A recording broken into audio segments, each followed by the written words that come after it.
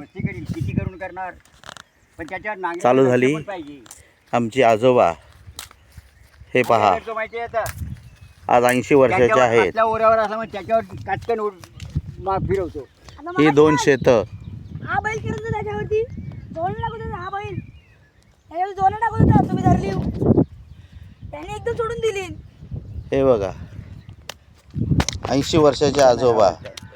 हा हे बघा 85. तरी पण 10 चपात्या सकाळी उठून मेथ्याची मेथ्याचं खिमाट.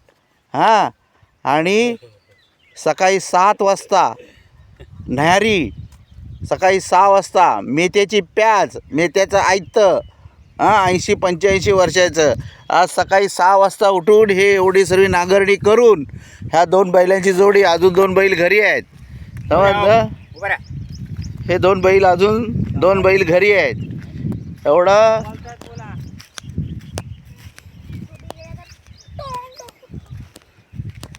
बैल पण एका गाईचे हे 2 पाडे आहेत. अजून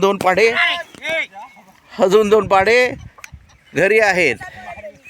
बैल नवीन माणसाला बघितलं का घाबरतो, परंतु त्यांना बिलकुल घाबरत नाही. समजलं? ही पेरणीचं कामकाज चालू आहे. ते बघा आले आणि मला जरा बघितला तसा हुंदकायला आला. समजलं? पण त्यांना बघितल्यावरती लगेच तिथल्या तिथे उभा राहतो. असं प्रेम बैलांवरती, गुरांवरती, गायींवरती, म्हशींवरती. 85 वर्षाचे आमचे आजोबा.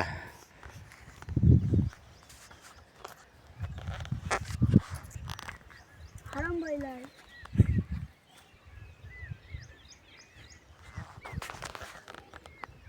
तोंड धुतलास कधी? सकाळी सुटून सकाळी.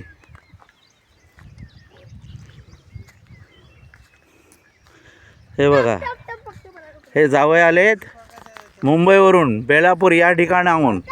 हां, ही कशी पेरणी गावची करतात ते पाहण्यासाठी आलेले आहेत. सोडतायत. आता जायचं कुठे? काय करतात?